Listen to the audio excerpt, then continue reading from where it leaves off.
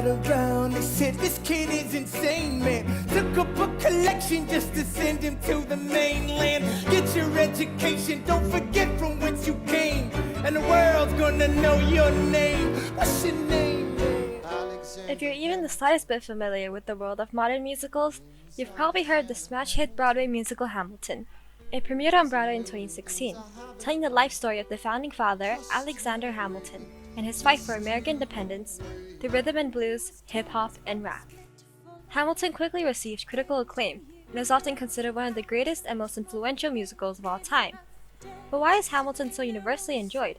And just how deep does the lore of Hamilton really go?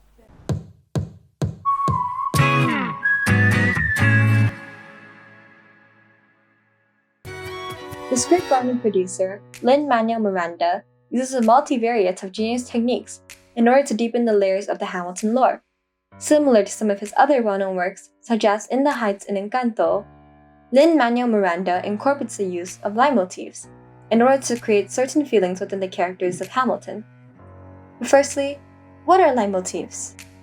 Originating from the 1876 opera Siegfried, a leitmotif is a recurring theme, lyric, or instrumental within writing or music which is associated with a particular feeling, person, or situation. Though originally associated with musicals and horn calls, leitmotifs quickly diversified into different categories of music as well as other forms of art. But how does Lin use leitmotifs? Throughout the musical, the character of Aaron Burr serves as the primary antagonist, hated by Hamilton, and takes an active role in diffusing Hamilton's premises.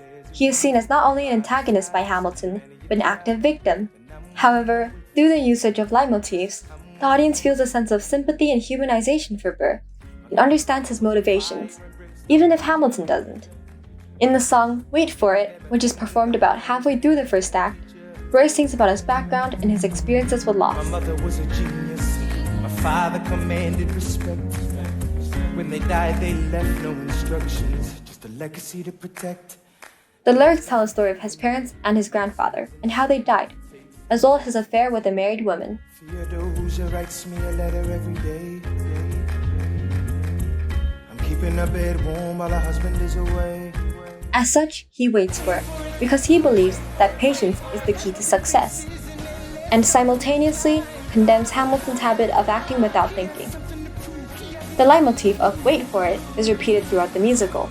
The verse, love doesn't discriminate between the sinners and the saints, it takes and it takes and it takes, divulges Burr's trauma when it comes to acting too quickly. He has seen his political allies and even his parents die in the process of acting too quickly or having poor judgment, prompting him to indirectly equate acting too quickly with death and having irrational paranoia and the fact of quick and abrasive judgment. These thoughts manifest themselves whenever we hear the leitmotifs Wait For It or Death Doesn't Discriminate, because they are within the song of which we garner sympathy for him. So, despite the story picturing his thoughts as irrational and tempestuous, we can validate and sympathize with him because of the adversity he has faced throughout the course of Hamilton, and why he has decided to wait for it. In fact, it makes even more sense for him to dislike Hamilton, as Hamilton, the person he sees as abrasive and abrupt, seems to overcome the stepping stone that his own parents died on with seemingly no adversity. And even with this in mind, Hamilton can still and definitely is taking and taking, and never being satisfied with what he has, no matter how much he climbs, no matter how much he takes, no matter how much he faces. Therefore, when Burr questions Hamilton's success later in the song, it makes sense in his perspective. So, in the song Non-Stop, we're able to justify Burr's actions of declining the request to become a part of the Constitution, because the leitmotif, Wait For It, indirectly allows us to associate Burr with all of this reasoning and sympathize with him. This occurs yet again in the penultimate song, Who Lives, Who Dies, Who Tells Your Story. When Burr is seen dueling Hamilton, we can justify his actions through the backstory and leitmotif pre-established by Lin-Manuel Miranda.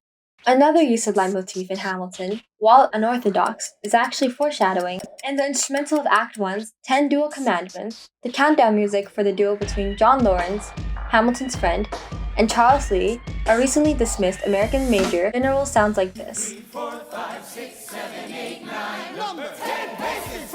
While this soundtrack is usually seen as a way to build tension and heighten the stakes, upon watching Hamilton's denouement act, The same soundtrack can be seen playing in Philip's piano recital in the song Take a Break. Take a listen. This indirectly references and delineates Philip's death in the succeeding dual sequence, Blow Us All Away, 1, 2, 3, 4, 5, 6, 7. proving just how deep the Hamilton lore is. Both of these examples highlight the effectiveness of leitmotifs. Through a single leitmotif, we are able to sympathize with an antagonist we originally despised and see the underlying tones of an entire musical through a single catchphrase. Another interesting feature of Hamilton is the inclusion of modern music, especially rap. Unlike other popular Broadway shows, it is more of a fusion between normal Broadway plays plus rap, hip-hop, and R&B. This is the Lin-Manuel Miranda style. He also incorporates this in his other works, such as In the Heights. I am Musnavia, you probably never heard my name. Reports of my fame are greatly exaggerated, exacerbated by the fact that my syntax is In fact, he was originally mocked for the idea of associating rap with Alexander Hamilton, one of the founding fathers of America. This was due to rap being commonly correlated with people of color and that modernities, and could not be linked to something focusing on the founding fathers of America from almost 200 years ago. Despite this, rap worked extremely well in the musical's setting of an overly competitive and political argumentative environment, with a total of 20,520 words in the span of a 2-hour and 23-minute performance, so much that the average Hamilton actor could spit 144 words per minute. Majority of the scenes are almost constantly in the midst of song, and there are barely any scenes that purely consist of dialogue. Hamilton also included a few diss tracks. Thomas, that was a real nice declaration. Welcome to the present, we're running a real nation. Would you like to join us? Or stay mellow, doing whatever the hell it is you do in Monticello. Like how Alexander Hamilton himself wrote wordy and dense writings, similar to how rap consists of multiple words, free-flowing, unrestricted, and uncontained. The punchlines are emphasized by the accompaniment of the ensemble. Let's not forget Lin-Manuel Miranda's rhymes. There's a fire you're trying to douse. You can't put it out from inside the house. I'm in the cabinet. I am complicit in watching him grabbing at power and kissing it. Washington isn't gonna listen to disciplined dissidents. This is the difference. This kid is out. According to Lin-Manuel Miranda, there's a lot of pure rhyme, and there's a lot of imperfect rhyme, and that's part of the infusion of hip-hop. Daddy, look, my name is Philip. I am a poet. I wrote this poem just to show it. And I just turned 9. You could write rhymes, but you can't write mine. However, Eliza Hamilton, Hamilton's loving wife, is the only main character who doesn't rap, and sings ballads instead, juxtaposed against most of the main cast members. This emphasizes her patience and portrays the fact that she has the most time compared to the other characters. This is evident as opposed to Alexander Hamilton, who constantly rushes and writes like he's running out of time. Eliza, on the other hand, is slowly taking her time and lives the longest out of everyone else.